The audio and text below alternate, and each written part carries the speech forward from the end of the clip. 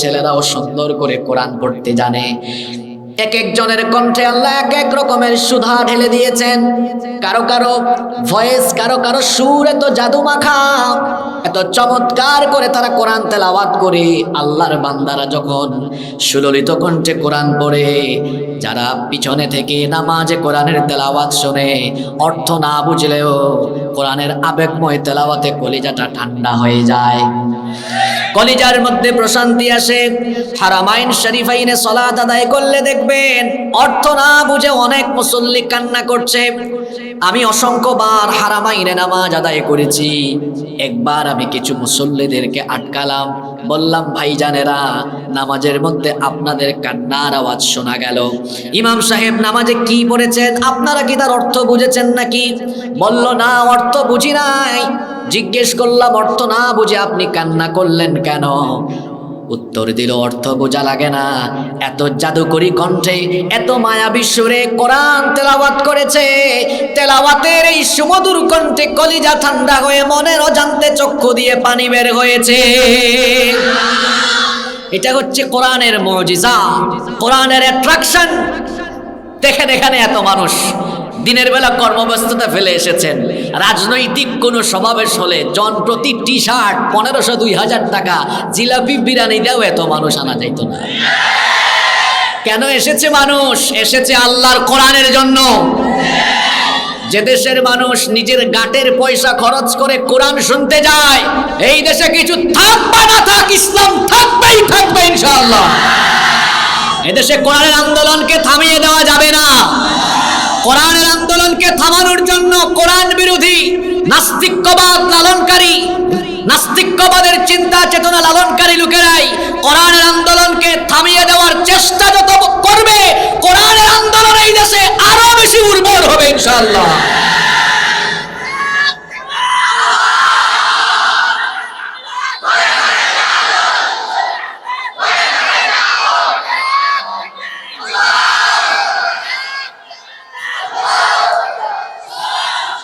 কষ্ট হচ্ছে আপনাদের? নাম্বার 3 নাম্বার হলো, the entire Quran has been presented in poetic form. গোটা কোরআনকে আল্লাহ তাআলা অসাধারণ ছন্দের মিল দিয়ে নাজিল করেছেন। সুবহানাল্লাহ। কোরআনুল কারীমের স্টার্টিং থেকে এন্ডিং পর্যন্ত, মিনাল বিদায়া ইলান নিহায়া, শুরু থেকে শেষ পর্যন্ত আপনি কোরআন পড়বেন, যে সূরায় যাবেন, যে আয়াতই পড়বেন, দেখবেন আগের আয়াতের সাথে পরের আয়াতের ছন্দগত অসাধারণ মিল রয়েছে। সুবহানাল্লাহ। পৃথিবীতে কোরআন ছাড়া অন্য কোনো কিতাবের ভেতরে আপনি এত চমৎকার ছন্দ মিল পাবেন না। কিন্তু কোরআনুল কারীম যেখান থেকেই তেলাওয়াত আরম্ভ করবেন, দেখবেন ছন্দের মিলের কারণে তেলাওয়াত করতে মজা লাগে, ভালো লাগে। যেখানেই যাবেন দেখবেন আগের সাথে পরের আয়াতের ছন্দ মিল আছে। যেমন দেখুন, আমাদের সকলের মুখস্থ সূরা, সেগুলো দিয়ে একটু উদাহরণ দেই। আপনারা সবাই তো জানেন কোরআনুল কারীমের সবচাইতে ছোট সূরা নাম হচ্ছে সূরাতুল কাউসার। এই সূরা কাউসার একটু আমার সঙ্গে তেলাওয়াত করেন। ইন্না আ'তাইনাকাল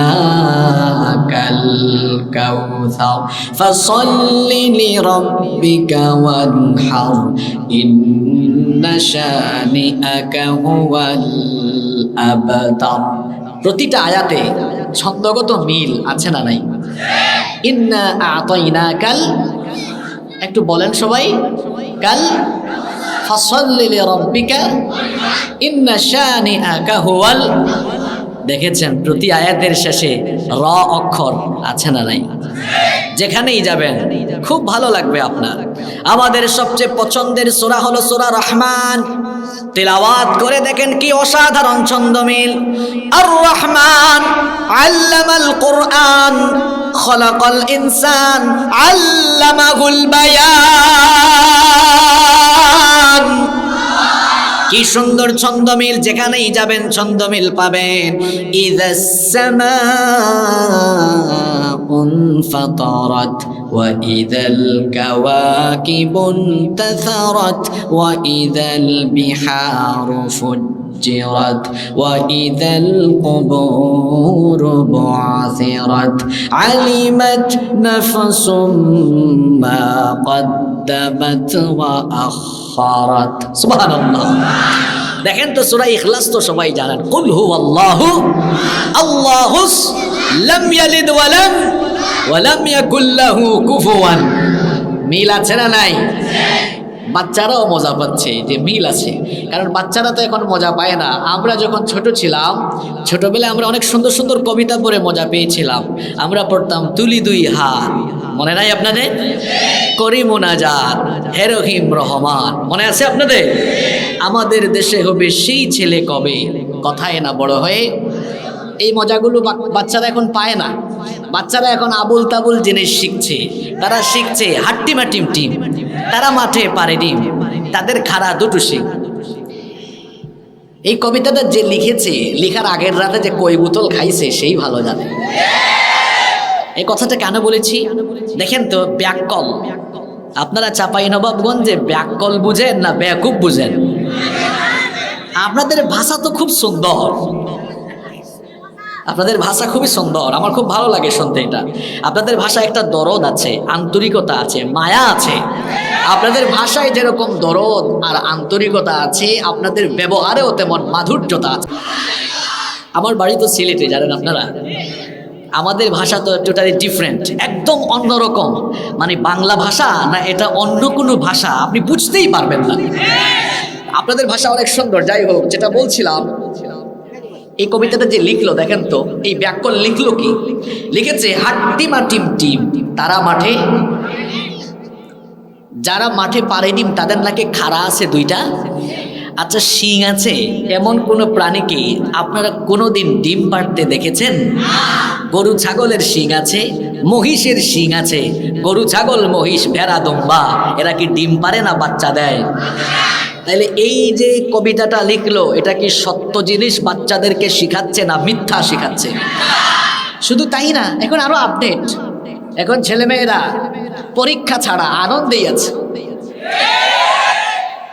আমরা ছাত্র জীবনে একটা কথা বলতাম আপনারা হয়তো এটা বলতেন ছাত্র জীবন মধুর জীবন যদি না থাকতো এক্সামিনেশন পরীক্ষা চলে এসেছে সামনে অনেক বাবা মা সন্তানকে বলে কি রে তোর না কালকে পরীক্ষা পড়তে বসিস না কেন পড়তে বস পরীক্ষা আসলেও যেই দেশের ছেলে মেয়েদেরকে বাপ মা জোর করে টেবিলে বসাইতে হয় সেই দেশে যদি পরীক্ষায় বাতিল করে দিয়ে মূল্যায়ন নাটক গান আর অভিনয় করে করে হয় তাহলে তো পুলা মেয়েদেরকে আর ছেলে মেয়েদেরকে পড়ার টেবিলে টেনেও আনা যাবে না দড়ি দিয়েও বেঁধে বসায় রাখা যাবে না একটা জাতিকে ধ্বংস করে দেওয়ার জন্য ওই জাতির শিক্ষা ব্যবস্থাকে ধ্বংস করে দিলেই এনাফ এখন ছেলে মেয়েরা স্কুলে গিয়ে কিভাবে ডিম ভাজি করতে হয় আলু ভর্তা বানাতে হয় সেটা শিখছে আমাদের বাচ্চাদের কি বাবুর্চি আর কাজের মহিলা বানানোর জন্য স্কুল কলেজ প্রশিক্ষণ দিচ্ছে নাকি হ্যাঁ আমাদের ছেলে মেয়েদের ভবিষ্যৎ তো হুমকির মুখে পড়ে যাচ্ছে কি নতুন নতুন সাবজেক্ট আনা হয়েছে শারীরিক শিক্ষা আমি এটার নাম দিয়েছি ফাইজলামি শিক্ষা কারণ এখানে শারীরিক শিক্ষার নামে যৌন সুরসুরিমূলক যৌন উন্মাদনামূলক অনেক কিছু ঢুকিয়ে দিয়ে আমাদের কুমলমতি সন্তানদেরকে যৌনতার দিকে ধাবিত করে দেওয়ার অপচেষ্টা চলছে যার কারণে দেখা যায় 6, 7, 8, 9, 10 পড়ুয়া ছেলেমেয়েরা বয়ফ্রেন্ড আর গার্লফ্রেন্ড খুঁজে যেটা আমাদের সময়ে কল্পনাতীত ছিল আমরা যখন পড়াশোনা করেছি 8, 9, 10 ইন্টারমিডিয়েটে গিয়েও অনেকে যা অনেক কিছু ওই সময়ে বুঝে নাই এখন ক্লাস 5, 6 এর ছেলেমেয়েরা বুঝে যার প্রমাণ হলো গত সপ্তাহে কুড়িগ্রামের বুরুঙ্গামারি থেকে ক্লাস 5-এ পড়ুয়া ছেলে তার 2 বান্ধবী নিয়ে কক্সবাজার বেড়াতে গিয়েছে এই হচ্ছে শিক্ষা ব্যবস্থা যেখানে শারীরিক শিক্ষা স্বাস্থ্য সুরক্ষা এই বইগুলোর ভেতরে অশ্লীল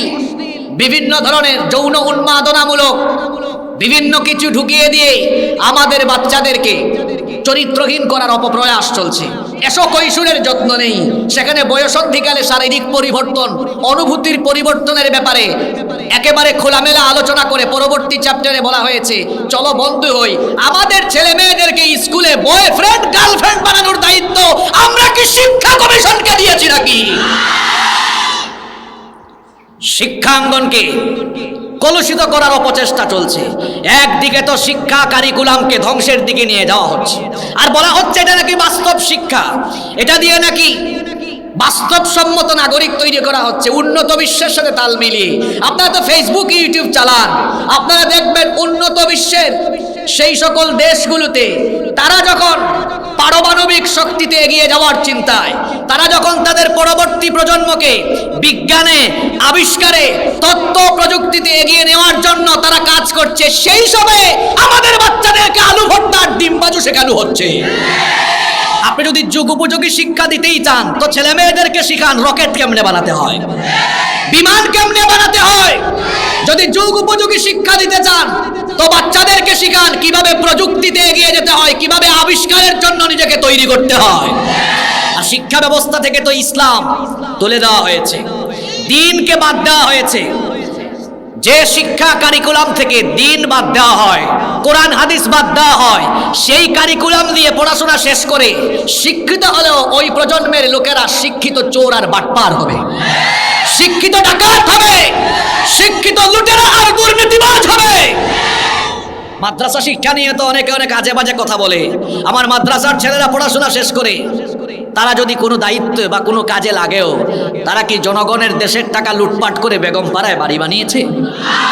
কোন হুজুরের কি বেগম পাড়ায় বাড়ি আছে? বেগম পাড়া কোথায়, বাংলাদেশে নাকি? বেগম পাড়ায় বাড়ি আছে, আমেরিকায় বাড়ি আছে।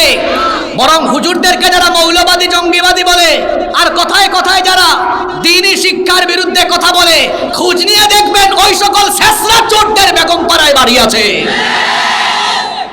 শিক্ষা ব্যবস্থা থেকে ইসলামকে বাদ দেওয়া হয়েছে। তো বলছিলাম বাচ্চারাও মজা পাচ্ছে এই যে কোরআন শুনে। কেন মজা পাচ্ছে? ছন্দের মিল আছে। বাচ্চারা যখন কোনো কিছু শিখে আর যখন দেখে যে ছন্দের মিল আছে, তখন বাচ্চাদের কাছে এটা ভালো লাগে। ঠিক কিনা বলেন?